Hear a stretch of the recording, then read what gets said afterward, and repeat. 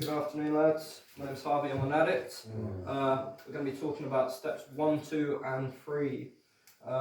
Step 1 for me is one of the most important steps in the book. If you don't have a solid step 1, everything else will crumble. It's like a foundation for a house. Everything will come in.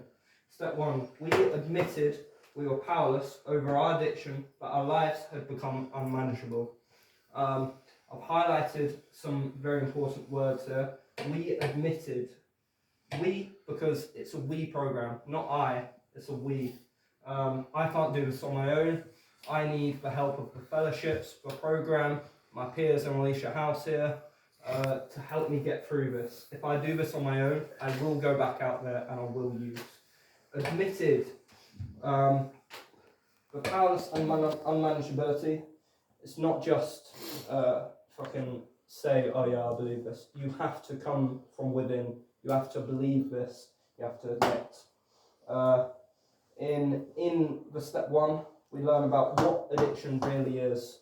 The first question is, what does addiction mean to me? And addiction is an all-encompassing disease of the mind. So it affects your physical, your mental, your spiritual, your emotional, everything. Centers around obsession to use, but not just to use. Addiction is not just a disease of taking drugs. Addiction, you can be addicted to gambling, you can be addicted to buying clothes, and when you stop using, then those other things will come into play. I found myself addicted to vinyl recently, buying lots of vinyl, spending too much money on that, because it's all encompassing. An obsession will continue throughout if you don't work this program. You're very self-centered during addiction. I didn't really care about many other people apart from myself.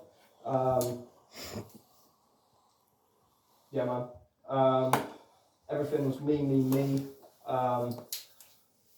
I would do things because I wanted to, and I wanted to do it now.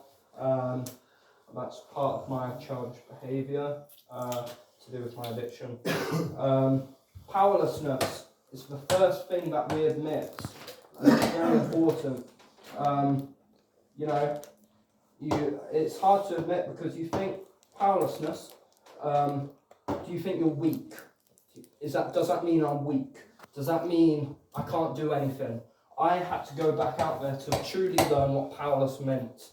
I thought, I can just stop for a bit, stay in Alicia, and go back out there, then I'm sound. But powerless means that without a program, powerless to me means without a program, and without people around me with the same sort of views, I will start using again, whether or not I want to. I found myself on the train for about 6 hours, going back, I'm not going to use, meet up with my friend, he offers me a spliff, I'm using.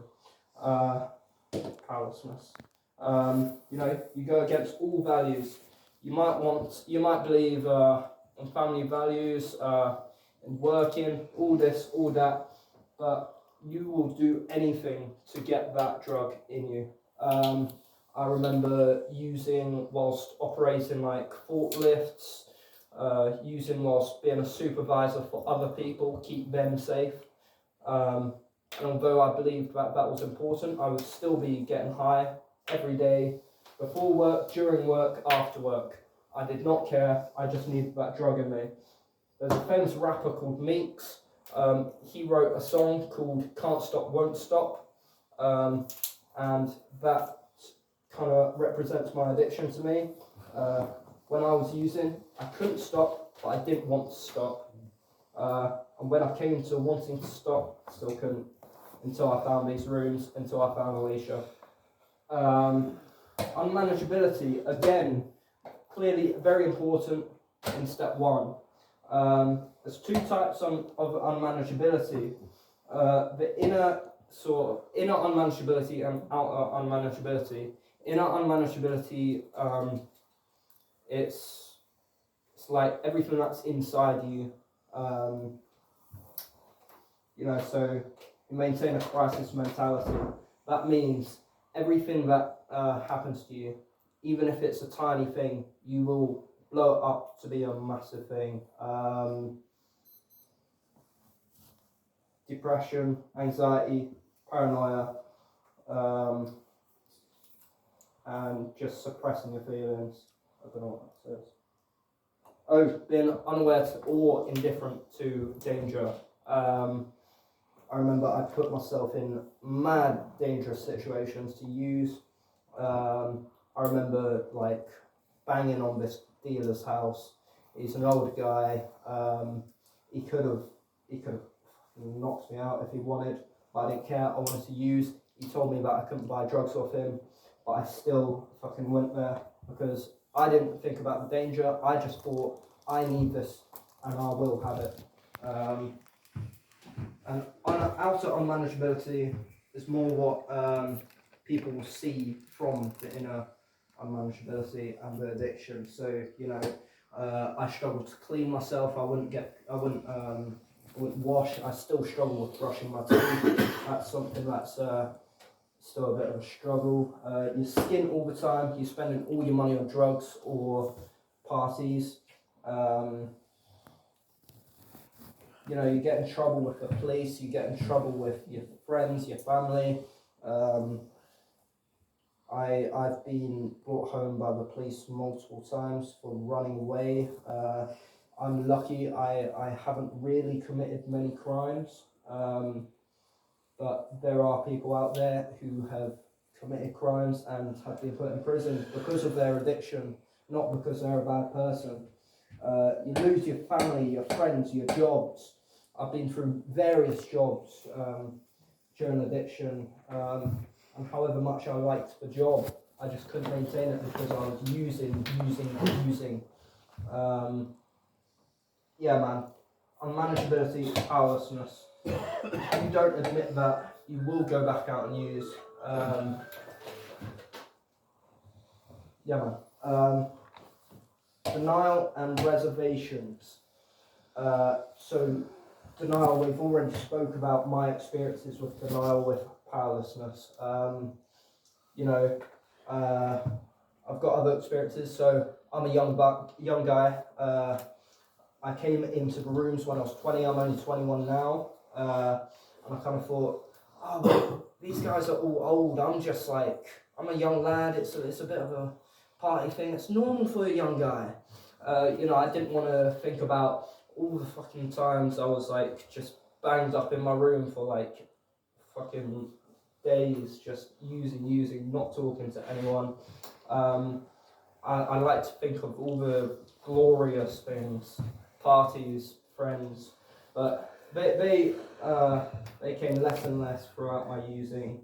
But you don't want to think about that, but you need to. You know, you blame other people for your addiction. I go, it's not me, it's my dad. My dad left me when I was, left my mum when I was younger. I thought, well, of course I'm like this. He's gone into this rougher state. I'm young. What you gonna expect? And that's something I've been working on quite recently. And, you know, it's not him, it's me. And it's my disease of addiction. You know, you think, am I bad enough? So me, I'm a pothead, and I'd look at people taking like brown and white and thinking, I'm not that bad. It's just bitter weed. What can weed do? But really, I was fucked. That's the denial in me. You know, friends. That's a big reservation for me. Which I've smashed now. I thought I can still be friends with people who use, because they're not like me, they're not addicts, they're just uni boys going to parties. But the problem is, you are who you hang out with. If you hang out with people who use, whether or not they're addicts, you're going to start using, because I'm an addict and I want to get that drug in me. I want to change my feelings. You know, you deny the pain, We've talked about that. You know, you don't want to think about the bad times because the bad times were shit. You'd rather think about the good times. But that's what step one is all about, thinking about the shit times and going, yeah, actually it was rubbish. You get to a point in your addiction where you hit rock bottom, isolation and despair. You know, I just found myself all day, every day, locked up in my room, curtains always closed. If I was going out, I'd go out to pick up or work to get more drugs. And you know, I had barely any friends. I had 2 friends back at home by the end of it. And even then, I didn't really talk to about my problems. And even if you're not physically isolating away from people, you can still isolate with people. You can isolate in a whole room of people.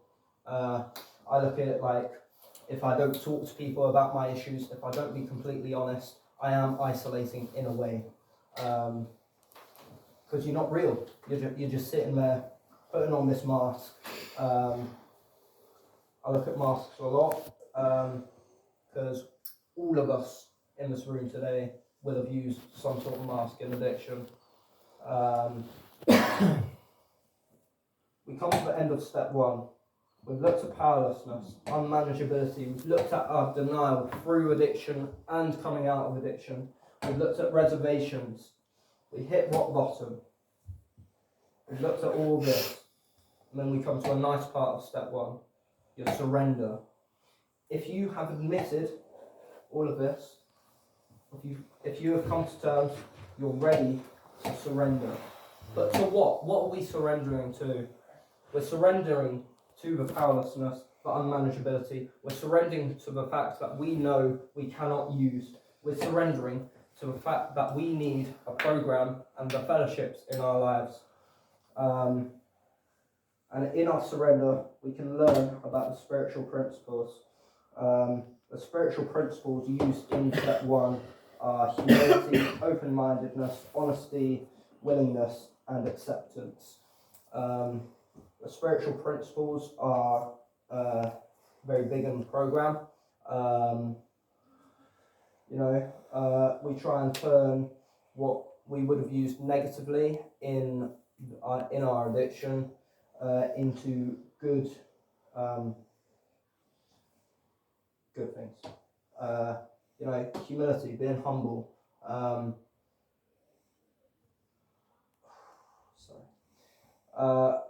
Open-mindedness. Just accepting that maybe you don't know everything. I came in. I do think of myself as kind of intelligent.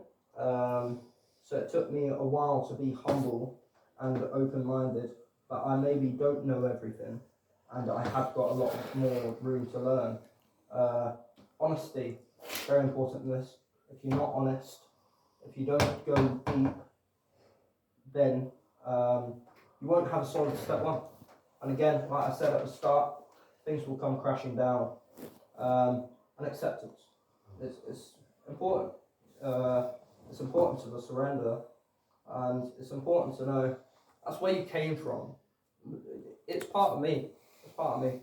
And if I couldn't accept that's part of me, I couldn't move on to learn how to change my thoughts and my actions. Step two. Step two is all about hope. Step two is all about learning to, come to believe. So step two starts off with, we came to believe that a power greater than ourselves could restore us to sanity. Hope. What do I hope for? I hope that I won't use again. I hope that I will get through the 12 steps. I will hope that I also have hope about the future, just in life in general. I hope that I can go to college. I hope that I can make films in life.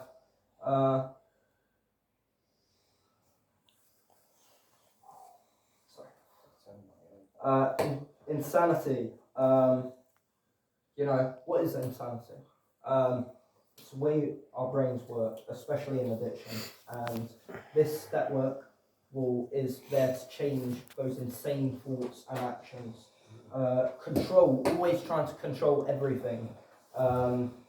Actually, I've found it, I'm working in Alicia House Cafe, and I found myself today going back into my controlling behaviour. There's a work experience person, Josh has asked me to train them up, and I'm just trying to control everything. I've already told them what to do, they've done it well, and I'm still going, do it like this, do it like that. But they know. Because my brain works, but I have to be in control all the time. That's why I love being a supervisor. Sorry, I'm going to drink.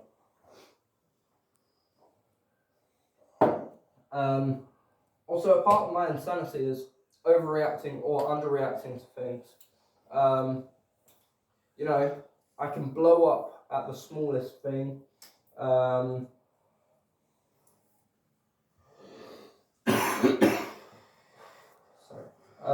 I can blow up to the smallest thing and make a big deal out of nothing. It's talked about in step 1 as well, because we regularly do this as addicts. I can underreact to things like like addiction. I used to think you know, what I was doing wasn't that bad. I used to nick my mum's car, and I used to think it wasn't that deep because, you know, I didn't crash it. I didn't get myself hurt, anyone else hurt. So when my mum kicked me out, when she finally found out, I overreacted because I thought, why are you kicking me out? But I also underreacted to the whole situation because I was like, well, I didn't hurt anyone. And the insanity of putting yourself in danger constantly.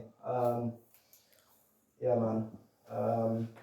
I think we can all relate to putting ourselves in danger just all the time, even just with using itself. And you know, this is where step 2 becomes nice, coming to believe. What we're believing in. I believing in the fellowships, in the program. But you know, it's scary. It's scary to think that someone else might have the answers to me. I always thought I knew best because I'm this amazing person, but I was clearly not, and I had to, well, be humble and accept that someone else has the answers for me. And it's all about taking on suggestion, which will lead to growth. You know, I wouldn't just be doing this step work off my own back. I came to Alicia House wanting the answers. Came to Alicia House. They told me, do step work, do meetings. Yeah, man. How great of an offer. What is it? To me, it's for fellowships. You know, it helps you get clean. And we start looking at the ideas of a higher power. We'll look at that more in step 3.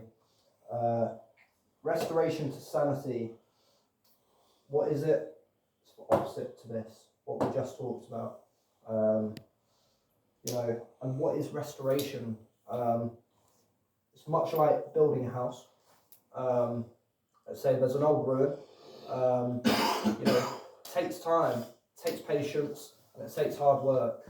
But after dedication, you can restore your mind, much like restoring a house. And you may have expectations. What were my expectations? Be happier, be able to lead a life that I am proud of, be able to lead a life that my family's proud of. Yeah, man. And we're going to look at the spiritual principles to cover this. It's open-mindedness, willingness, faith, trust, humility. Yeah, man. Step 3. We, again, because it's a we program, not an I program, I can't do this on my own. Made the decision to turn our will and our lives over to the care of God as we understood Him. Different people have different ideas. Some people believe in the Christian God. Some people, like me, just believe in the program. I just believe in the program. I know that if I turn everything over to this program, then I will get good things in return. Why would I make a decision? If you haven't done the step 1 properly, then you might be questioning this. But it's to you make a decision to tell your will because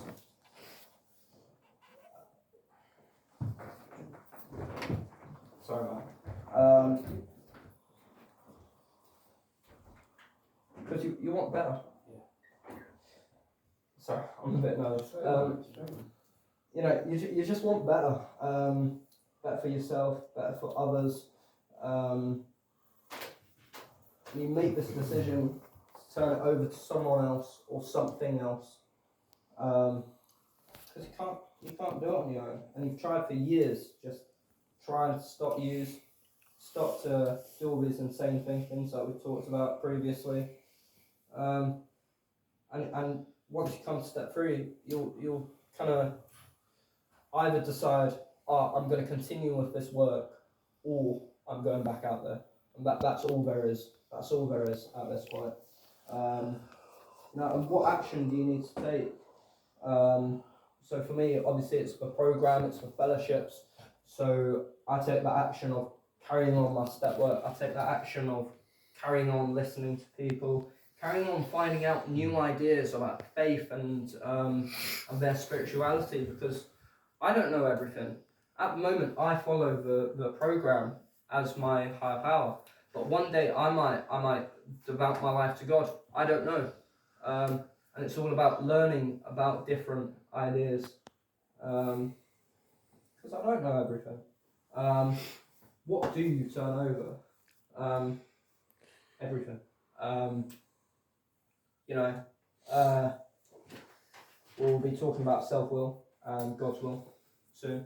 But if you run on your own ideas that you were working in addiction, you will eventually use. Self-will is, I look at self-will and God's will as good will and bad will. Self-will is all the bad shit that we do. It's all about consciousness, really. If you've got that little voice inside you going, no, don't steal that. That's God's will coming out in you. And the fellowships only want what's best for you. And self-will affects everyone, yourself and others. When I was running with self-will, it affected me because I would continue to have all these inner unmanageabilities.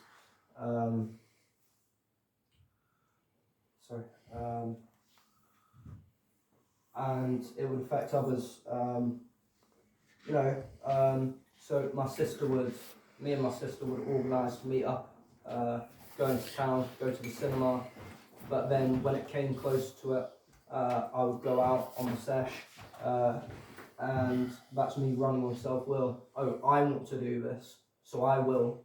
Not thinking about other people's feelings. There's many examples. We talk about God of our understanding. We've spoken about it a bit, but you need to maintain open-mindedness.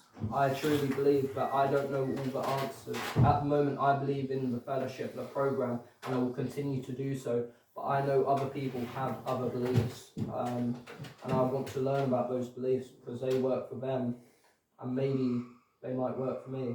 So if I continue to keep an open mind, then I may find new answers. We've spoken about what I believe in.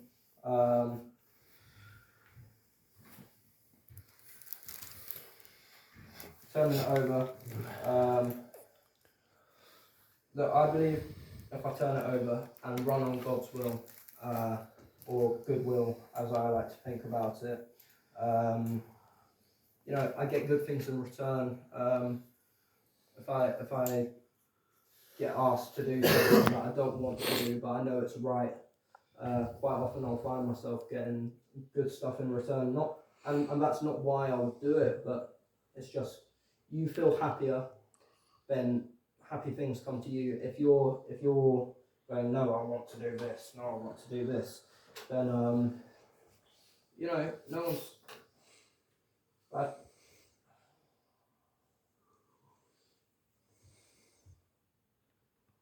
how do I turn it over?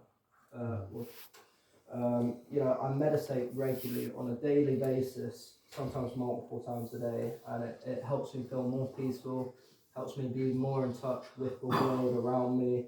It helps me not get so aggy when I get asked to do things that I don't want to do.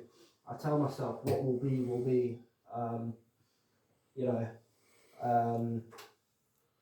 at the weekend we got sent out to do a load of voluntary work for the community, and you know, I didn't want to do it that much, but I just told myself what will be, will be. We'll get this done, then we'll be back, and it was a sound evening. You know, the spiritual principles for this, obviously faith, very important. Surrender, you need to surrender. At this point, if you haven't surrendered, you need to go back to step one. Willingness, trust, and commitment. This is all about making that decision to commit to the program. Yeah.